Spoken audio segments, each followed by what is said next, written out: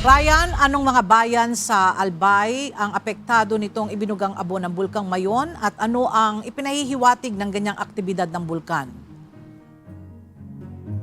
Na magandang panahon. Kasama natin sa mga bayan na naapektuhan nitong pagbuga ng abo ng Bulkang Mayon ay ang Tabaco at Santo Domingo, Malilipot at Bacacay dito sa probinsya ng Albay.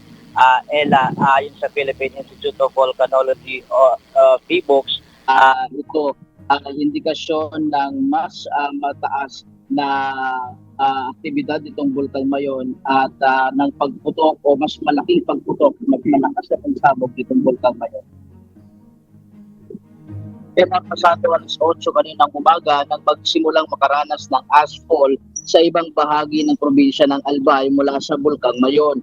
Ayon sa ilang mga residente na nagbahagi ng kanilang video, naranasan ang pag-ulan ng abo sa bahagi ng Bacacay, Albay patungo sa Santo Domingo. Naitala ng Philippine Institute of Volcanology and Seismology o PHIVOLCS ang pinakamataas na pagbuga ng sulfur dioxide ng Bulkang Mayon sa loob ng huling 26 na taon. Ngayon man, nauna nang sinabi ng ahensya na noong Sabado, July 11, umabot sa 13,128 tons per day ang naitalang sulfur dioxide emission.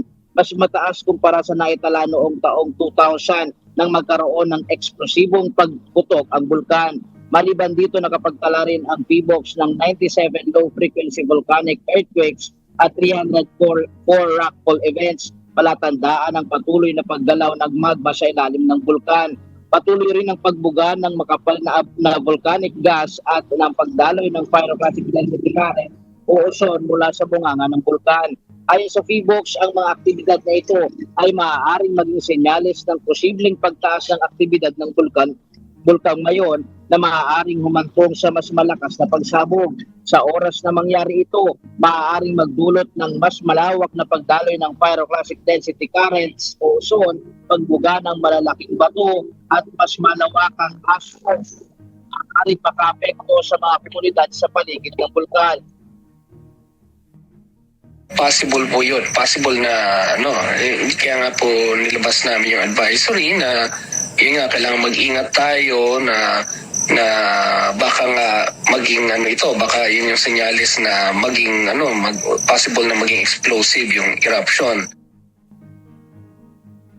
Sa ngayon ay nananatili pa rin sa alert level 3 itong Bulkang Mayon at ayon sa Philippine Institute of Volcanology and Seismology o PHIVOLCS ay mahigpit ang ginagawa nilang pagbabantay ngayon dito sa bulkan at maglalabas sila ng abiso kung sakaling magkaroon ng pagbabago o may pagtaas itong aktibidad nitong Bulkang Mayon. Yan muna ang latest live mula dito sa Bicol Region. Balik sa iyo.